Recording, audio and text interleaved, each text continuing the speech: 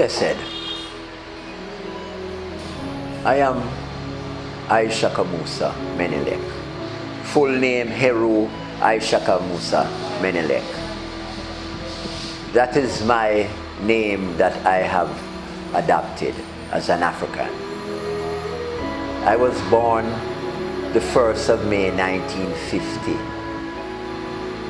and christened by my parents as Horace Hugo Matthews. I had certain things happening to me along my life that made me feel uncomfortable with the name that I was given. There were certain markers in life that prepare you for adult life. When I was 5 years old, my eldest brother in 1955 was migrating to England. And I remember at the airport, my father looked at him and said, "My son, you are going to the white man's country. Promise me you won't marry a white woman." I don't know why he said it, but that stuck with me. I can't remember much other that my father said while I was 5 years old. That statement resonated in me. 1955. In 1962, when we gained independence and they took down the Union Jack and raised the Jamaican flag, both my parents said, "It's black man's time now. We are really liberated." And you know, it meant really nothing to me. All it meant was one flag coming down and one flag going up. But by 1964, when I met Marcus Garvey Jr. as my teacher in school, and he started to teach me about Africa, teach me about the works of his father, the Honorable Marcus Garvey, I started, and as Marcus Garvey said, he did not see color before. I did not see color before as a youth coming up. But at that point, I started to see color. And I started to look at myself, compare myself to the Chinese around me, the Indians around me, and the whites around me. And I was feeling inferior because they had everything they could eat. They had all the fancy things that were available that money could buy. We didn't have it. And I was bitter. I remember having a friend, a Chinese, and I was saying to him, "I wish I was you and you were me, if we could trade places." And it kept with me, and I remember that going into like even in the banks and the business place, it was only white people that had the money and the big positions. And I am saying to myself, why was I cursed? I was seeing it like a curse. But the more I started to read the period of the United States celebrating Black Power started, and a lot of books became available, and started reading these books, reading of achievements of Africans, I started feeling proud to be black. And the whole reversal started to take place, that instead of feeling inferior and negative and wanting to be white, I was proud to be black. And the more I spoke with the Honorable Marcus Garvey Jr. and he championed the cause for us as black people.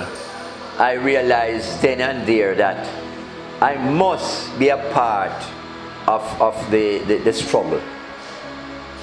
And then, as I said, my search started getting books about black history, reading up and learning more.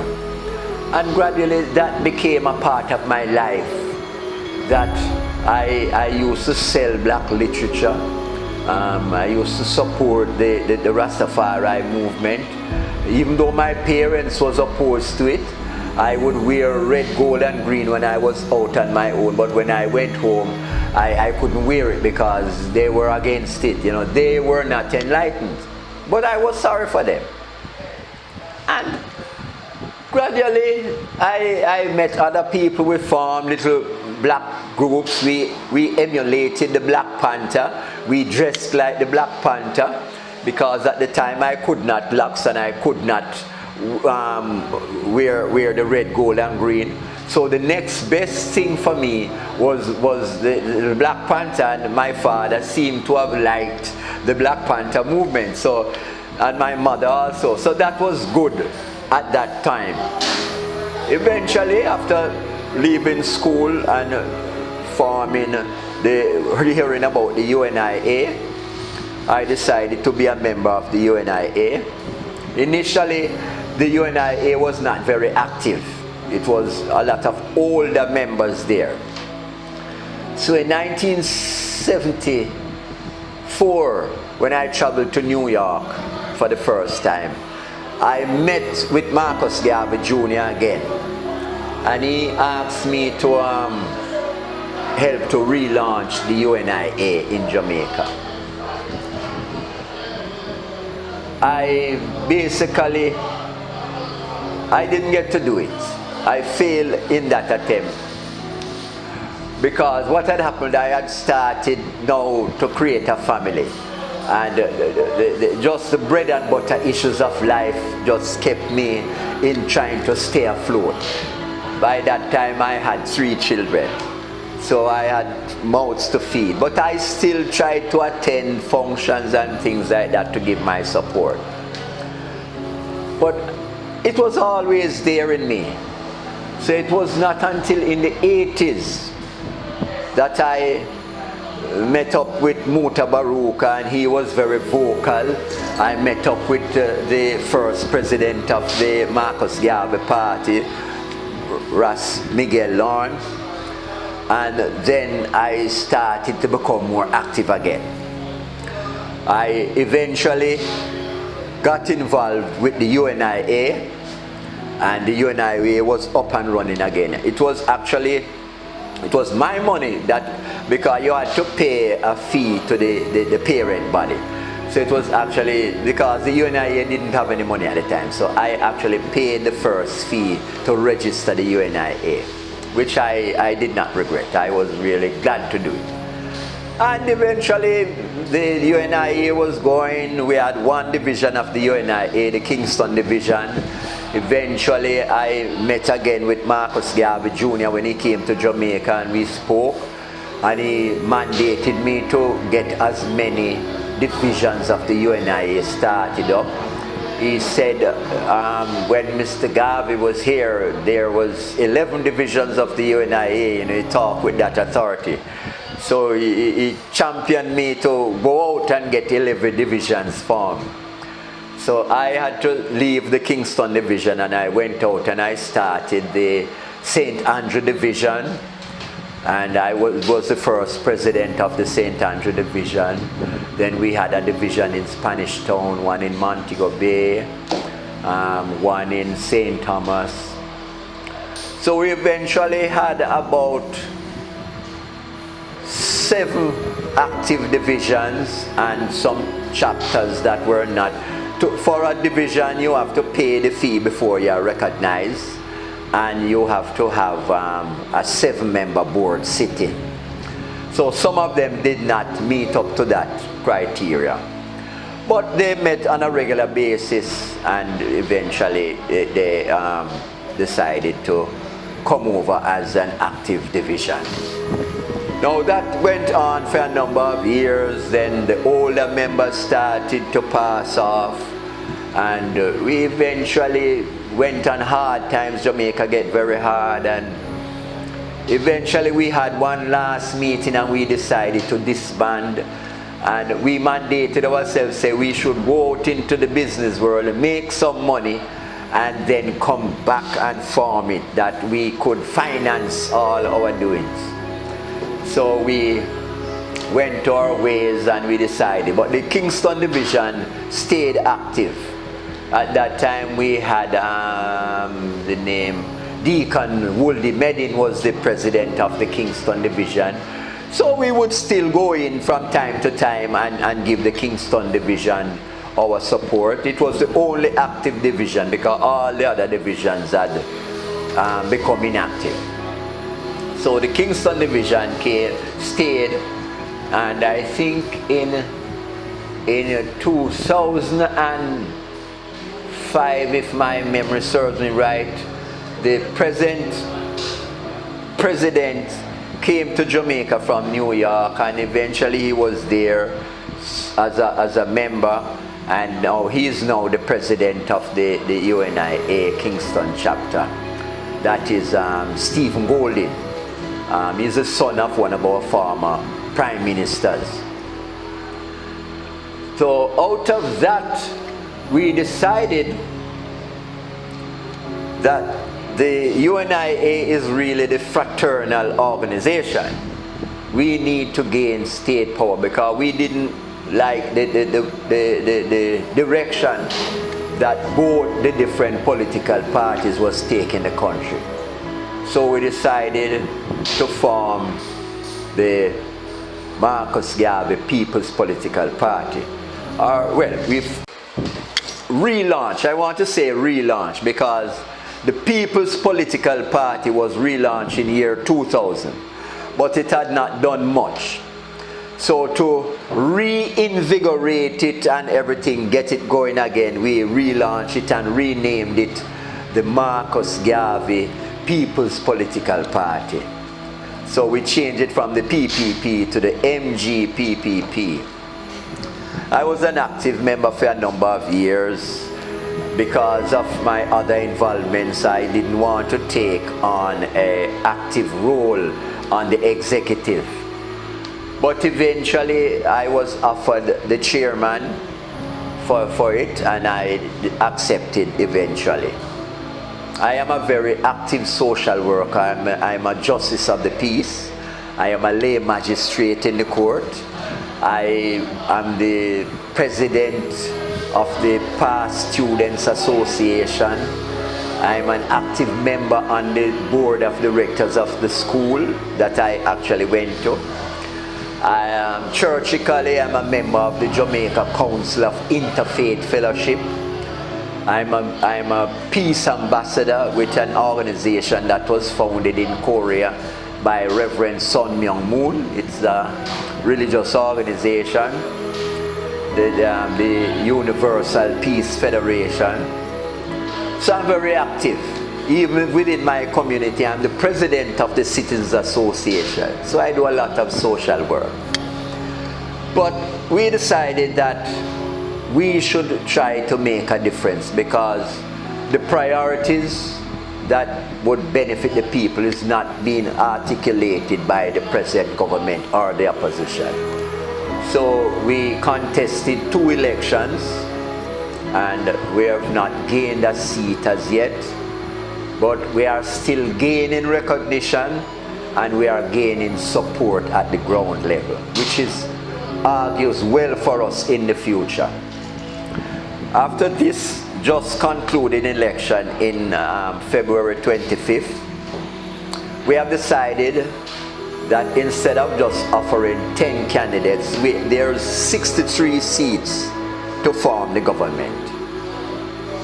We have decided to go to the people, to get 63 candidates that we can look as if we are really serious about taking governance.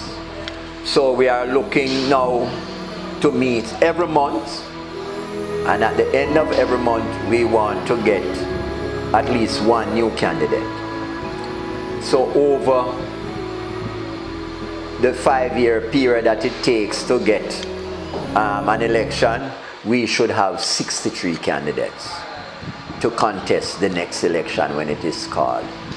We are saying we can make a difference because we have identified one of the priorities of people, and that is access to land. Without land, the people are powerless.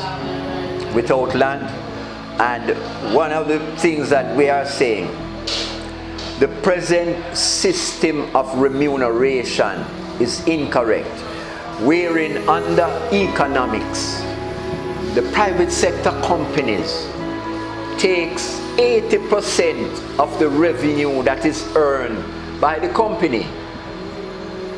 10% is used to advertise the company, and the other 10% is used to pay the individuals who earn, which represents 80% of the workforce. So it is a top-heavy way, and I should actually make this point that the United Nations have actually put out a report that Jamaica has the widest income disparity in the Western Hemisphere. So it is not that our views are spurious. It is founded in facts that has been done by other bodies external of Jamaica. So it's not to say that we are biased and saying it. Others have observed it.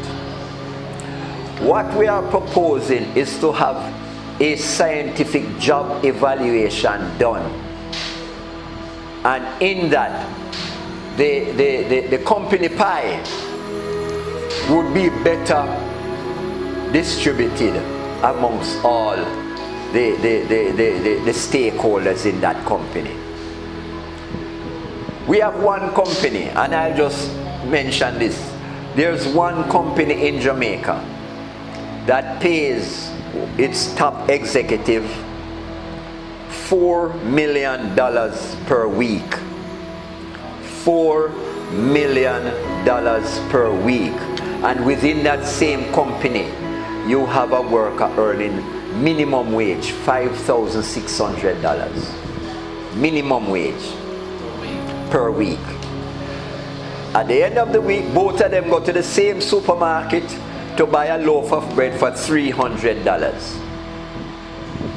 It is unjust. It is unjust. And we are saying we need to change that system.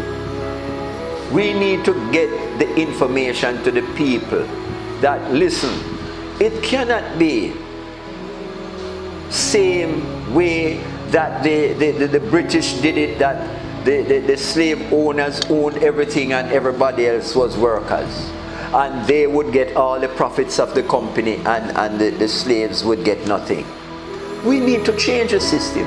We need a more humane system. Marcus Garvey, when he started the first political party, he called for an egalitarian system to be enacted upon the people. This is from 1927. It has not happened. It is getting worse. So the Marcus Garvey People's Political Party, we are saying the time has come when we need to change the system, that the people should enjoy the resources of the country. We cannot have just a few of the people enjoying the natural resources and the few and the majority not taking part. Presently, some of our beaches, people cannot access it. The average Jamaican cannot access some of our beaches. And you know, beach is something that should not be owned by any one individual. One of the natural assets of the country. So there's a number of things that we see that is wrong. that is being impacted upon the people in a very negative way. But it is still condoned by the policymakers, whether it be the ruling JLP or the opposition PNP. They are in agreement. What we look on, and we looked at it in this way, and we said, this is how we describe it. Jamaica is governed by an oligarchy. Why we say an oligarchy? We have the rich on the one hand, we have the politicians on the other hand, and we have the people here. This is the type of relationship. Political parties don't earn any money. They depend upon donation from benefactors. So the rich people provide money to the political party to keep the system in place that benefits them. One of the glaring abuse under section 3 of our constitution, the constitution, this is the law of the land, the written constitution. It says every worker has a right to join a union. Every worker has a right to join a union. Our hotel workers have not been able to join a union. Our security guards have not been able to join a union. We met with the Minister of Labour, and the Minister of Labour says his hands is tied, he can do nothing about it. And he is the man that controls the law. In the Labour Relation and Industrial Dispute Act, it describes a worker, and it describes the functionaries of a worker and the benefits that the worker should derive. It is there. But because the oligarchs give to both parties, and that's the thing, they don't give to one party like they are aligned to one party. When they give to both parties. So whoever wins owes them a favor. And this is why they keep laws in place that protect these people, making super profits at the expense of the workers. So the time has come when we are saying the people of Jamaica needs better. The people of Jamaica needs to be a part of the pie, the sharing of the pie in a more equitable way that the people should be benefited. We should never have a homeless person in Jamaica. We should never have a squatter in Jamaica. But 80% of our people are squatters, are homeless. 80%. If you don't own a home and have a title, you're a squatter. You're squatting somewhere. You're squatting on somebody's land. You must. We are saying this is a human right. We are articulating the position that to own a home is a human right. Basic human right. And we are going to put it in writing, and we are going to put the necessary framework in place to show that it can be done. And it must be done. So my political, my life now, whatever is left of this physical body, is to articulate the political position to change the system as it is from an oligarchy to an egalitarian governmental system. And there are so many examples around the world to show that, there's nothing that you can get. As I explained earlier, one of my brethren, very educated, became a homeless person because the system did not protect his rights as a citizen. So these are things that I have to do, and I'm seeing that my political party, in honor of our first national hero, the Right Excellent Marcus Mosiah Garvey, must be mandated, because these are things that Mr. Garvey from in 1927 talked about and saw as being a need for the people. So this is where I am, a political individual that sees the people's interests first before self. I think, as they say, to whom much is given, much is expected. And I have benefited from a good education by this country. So I owe it to this country. And this is one of the reasons why I've stayed in Jamaica. I am an aeronautical engineer by profession. I was offered a job in Canada because Air Canada is the one that made Air Jamaica come into being. They are the one that trained us initially. And our aircraft would normally go to Canada to do the major checks, like the D checks, C checks and D checks, which are major overhaul of the aircraft. While I was there, they liked how I work, and I was offered a job. I turned it down. I couldn't live. I've been offered 2 jobs in the States, and I turned it down. I think my thing is for Jamaica. I think I am of more benefit to Jamaica. I think my life's mission is here. And I always try to look in the mirror and say, to whom much is given, much is expected. I said, much has been given to me. And I would betray Jamaica if I went and gave my expertise to another country. I would feel so bad. I couldn't look myself in the face. So even though, as I said, I've been offered work elsewhere,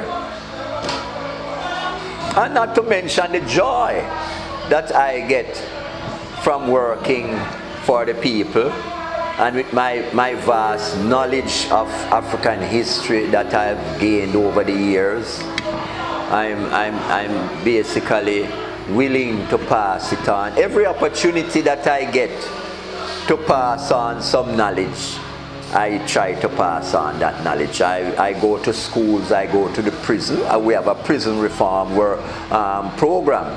We go into the prison and try to reform the young men in the prison, that they don't repeat, because a lot of them that are there are repeat offenders.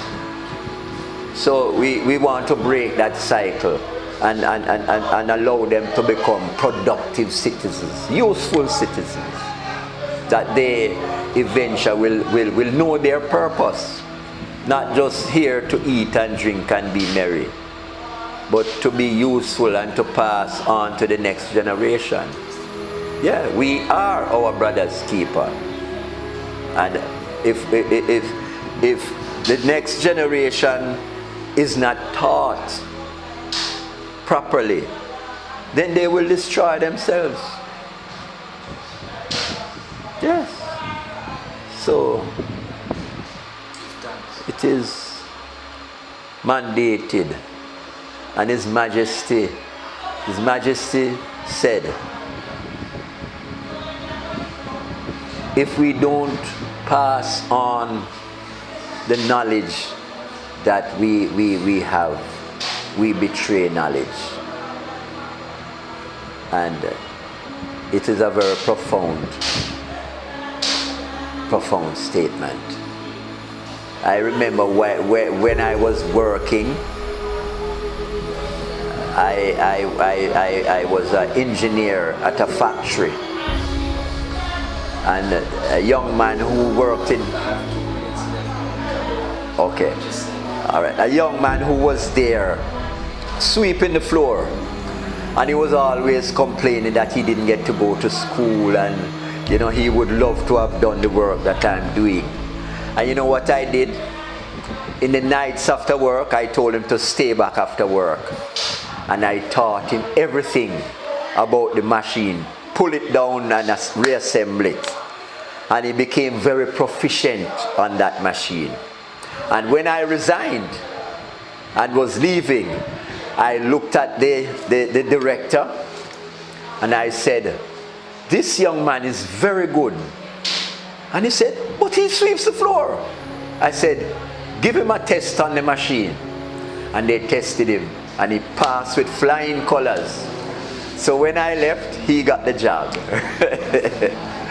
So as I said, it is just the joy of passing on that knowledge that you get and never betray it and try to keep it to yourself. So these are things that I have learned through the wisdom of Rastafari. And I think if more people come into the consciousness of Rastafari, this world would be a much better place, because Rastafari is the foundation. If I had not trod the Rastafari trod, I would have given up flesh already. And I know that as a fact, because even how to eat, Rastafari taught me how to eat. Because I used to eat everything. Everything. Rastafari taught I to eat ital, which is vital. And I know the different sicknesses that I have had over the years. I would not have had them if I had gone through the Rastafari philosophy earlier in life. So I know, I don't believe, I know Rastafari trad is the righteous trad. And I would always tell everyone, I tell my children, and guess what? Some of them did not grow with me, they grow with their mothers, so they are of a different philosophy. But little by little, they are learning, because I can see the change in them coming forward to embrace Rastafari. And I know that every question that I get is a step further to the Rastafari trad. So I know Rastafari liberty is the righteous liberty. So in sealing up, I would basically say my whole life's trad from my phone Rastafari has been shaped by Rastafari, has been given meaning by Rastafari. And I would basically give thanks and praises to the Honorable Marcus Mosiah Garvey for that proclamation in 1929, heralding the African to look to Africa, to see God through the eyes of the African. That put our brethren, our early Rastafari exponents in the direction, because the early Rastafari were people in the Baptist church, within the Christian churchical order. And it is out of Marcus Garvey's pronouncement that the early brethren looked to Africa and started to see Africa in the same King James Bible, and started to see His Majesty coming out of the same Bible. So we have to give many praises to the prophet, the right excellent, the Honorable Marcus Mosiah Garvey, who brought forward the consciousness into Brother Leonard Howell, the earliest exponent of the Rastafari faith. Give thanks every time. So the trad is a trad that is here, and I is looking forward to the next 1,000 years, as I said earlier. I have to document Rastafari trad from inception to now, and to project it for the next 1,000 years.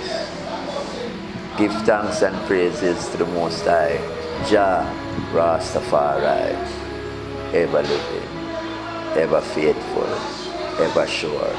I speak. Give thanks. Honor.